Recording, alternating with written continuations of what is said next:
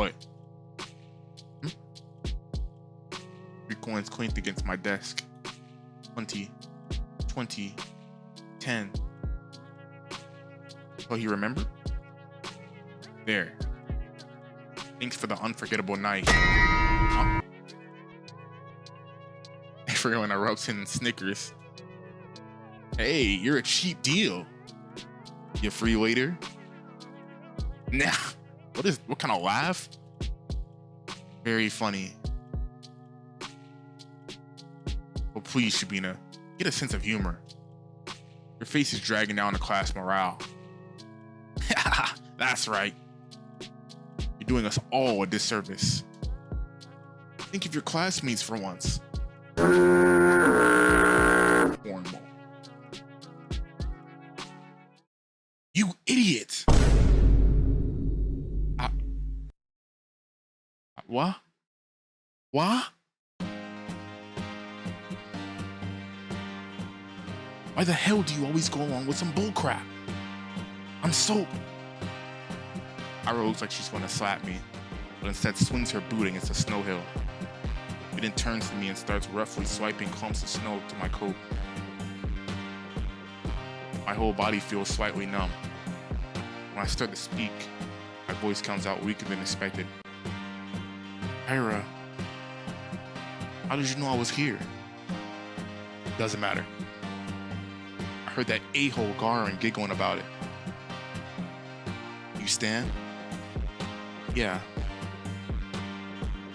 I clumsily get up. My limbs feel rigid. I know you shouldn't sit on the concrete when it's cold. I wouldn't normally. There was nowhere else to sit near the school's back entrance. My legs were starting to get tired. I half-heartedly shake the snow off my skirt and tights. Flakes fall gently on the ground below. I look at Ira. Her face is... Huh? The word concern flashed in my head, but I've already learned I'm no good at judgments like that. I shouldn't be presumptuous. It's a bad habit of mine. I shouldn't flatter myself. I shouldn't. But the question escapes before I manage to cut myself short. So why are you here? What do you mean, why? I told you. Garin was bragging about slipping you that stupid letter. No, that's not what I'm talking about. Well, doesn't have anything to do with you, does it? As soon as I say that out loud, I realize I messed up.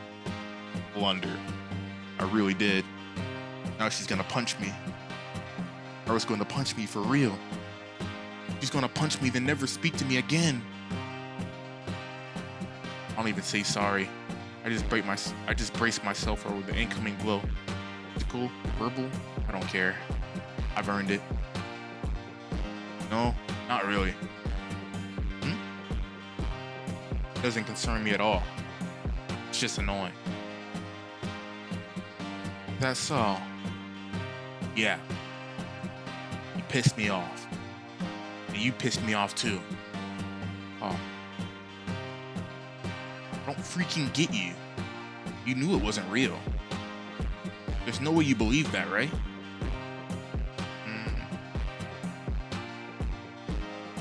Right? I didn't believe it. I'm not that stupid. I looked down at a moist, crumpled letter I forgot I was still holding. It's the oldest trick in the book. A love letter prank? Really? Who would fall for that? I stare at the shriveled up piece of paper and something about its whole existence feels extremely sad to me. Wanna burn it? Huh? I have matches. Oh. No thanks. It's wet anyway. I fold the letter and shove it into my pocket.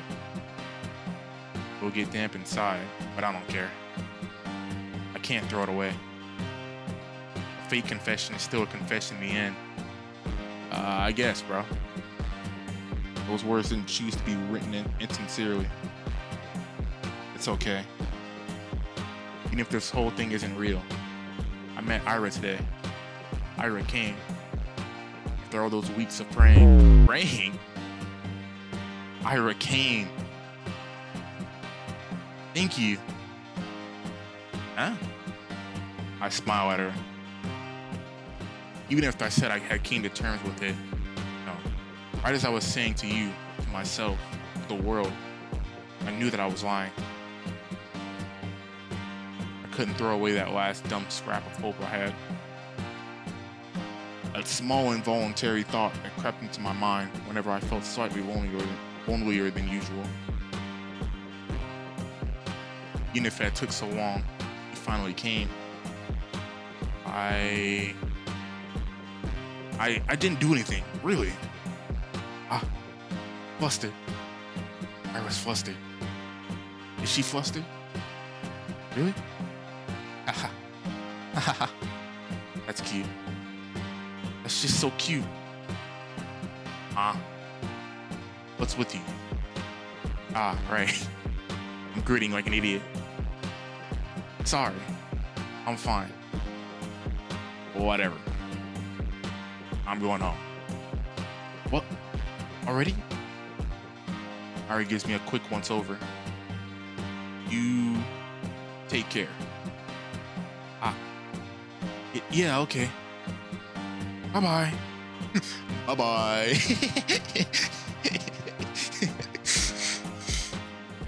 We wave at each other. I watch her disappear behind the corner. I hesitate. Maybe I shouldn't. Feels like there's still so much I want to say to her. I don't know what or why, but I just know that it's a lot. I turn and walk a couple steps in the direction of my home. No, change my mind. I run back. Crap, my legs are still so stiff. I turn the same corner Ira passed not even a minute ago, and it's already gone. I sigh. The snow here isn't deep enough to leave clear footprints. Not that I'd be desperate enough to follow. Why does she always leave in such a rush?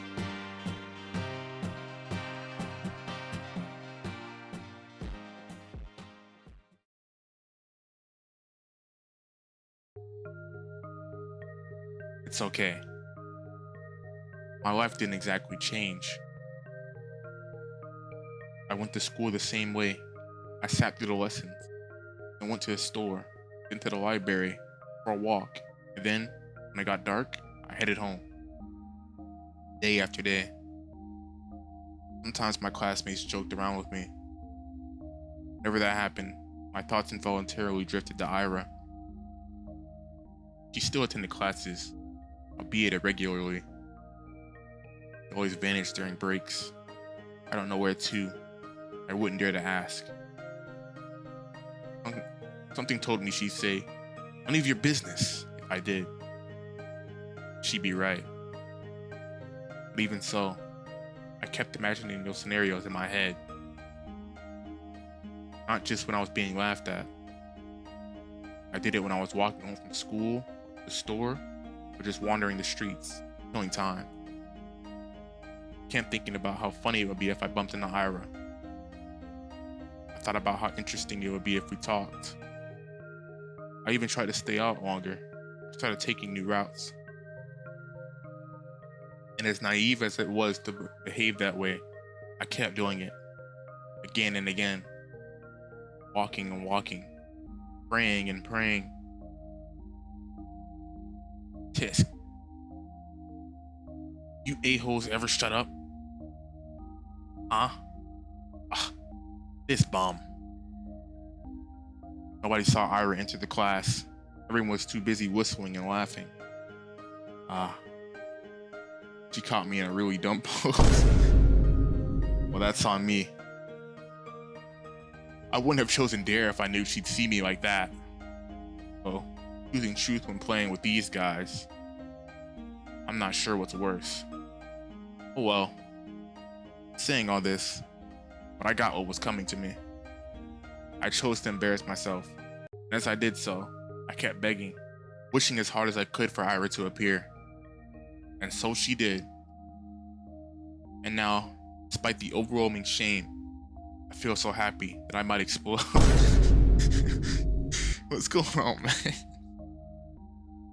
Ira walks to her desk. Ira walks to her desk, barely paying me a passing glance. All the boys scurry out of our way. Garin doesn't. Move. Nah. What's the rush? Come play with us too. Huh? Dude, are you serious? Come on. Have some fun for a change. Look, Shabina's having fun. Right, Shabina? Please don't look. Yes. See? Ira doesn't flinch. Out of my way! Or what? Gonna throw a chair at me? Kinda got you there. Everyone's surprised. Ira calmly puts her bag on the nearest desk. She starts digging through it without saying a word. Garin lets out an awkward chuckle. What? Got a grenade in there or something? She looks at him. What? Ooh. Whoa! Garin jumps back, bumping into another student. What she did, bro? What the freak? Everyone shifts away. Did she pull out a grenade? Did she actually got one? What was that? Huh? What the hell? You... Something silvery shines in Ira's hand. It's... a bow compass?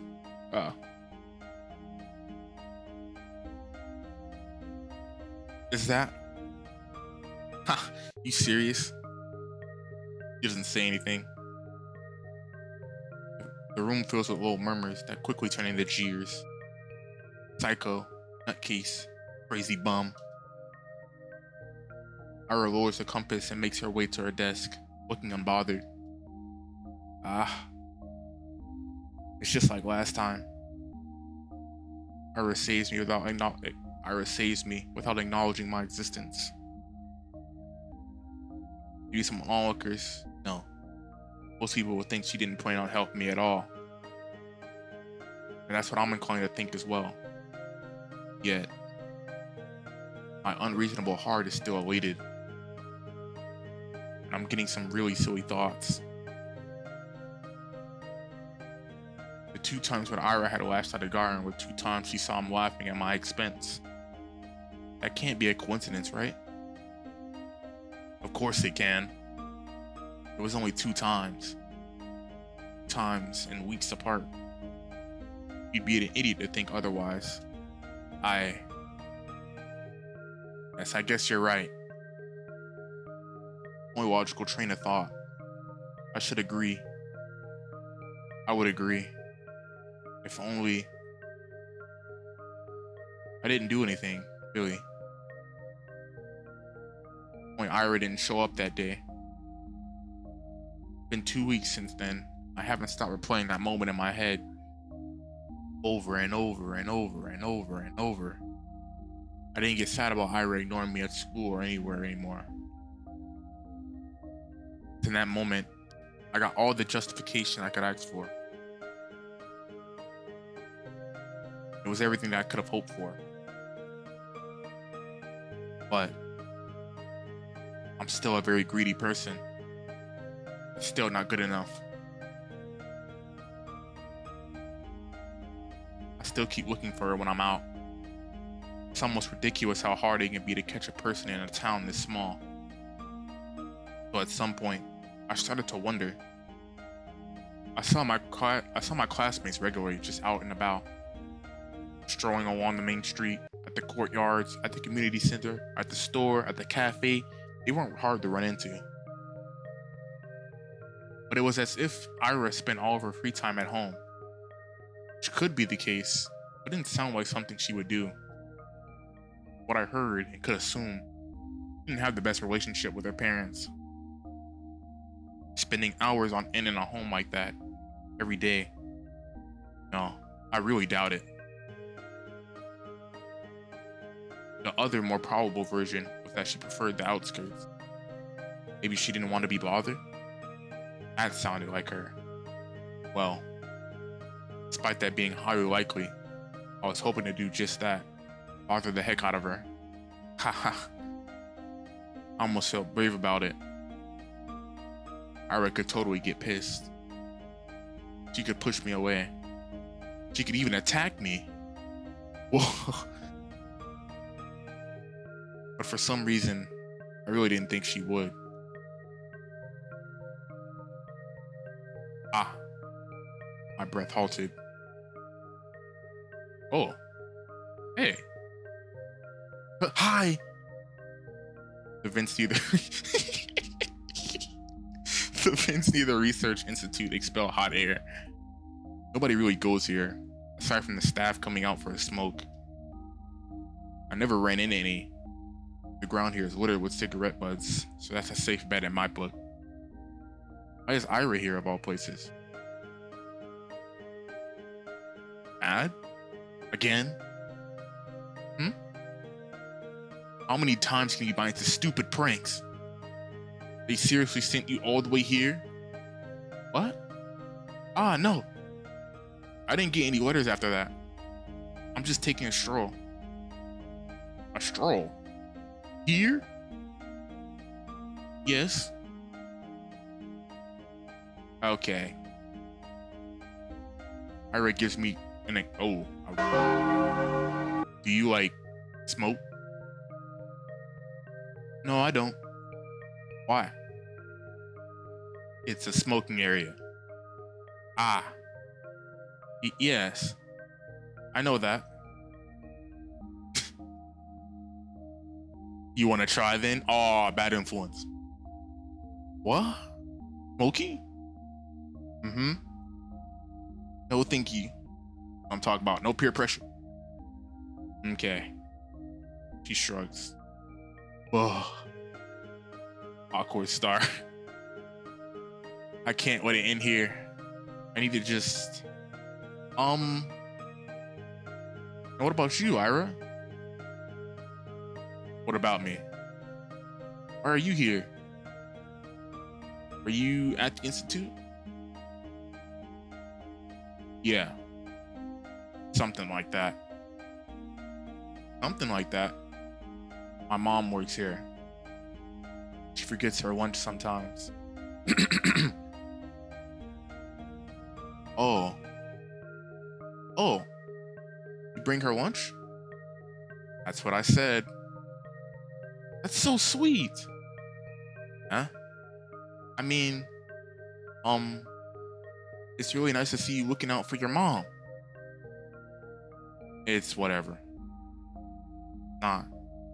I know it's not. But all I've heard about her family, actually still goes out of her way like that. It's really amazing.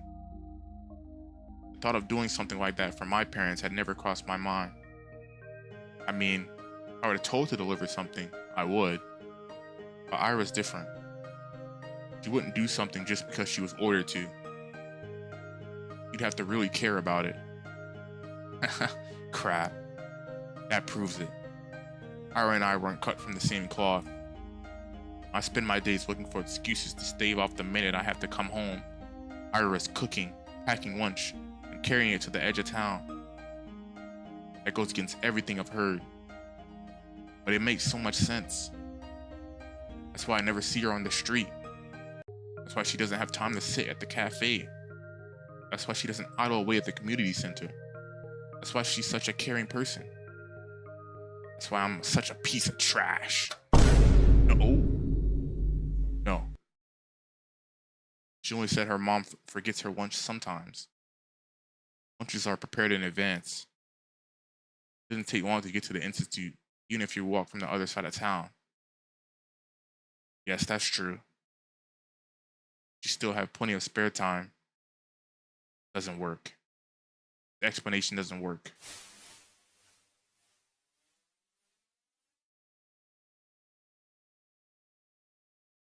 Ira walks back into the building.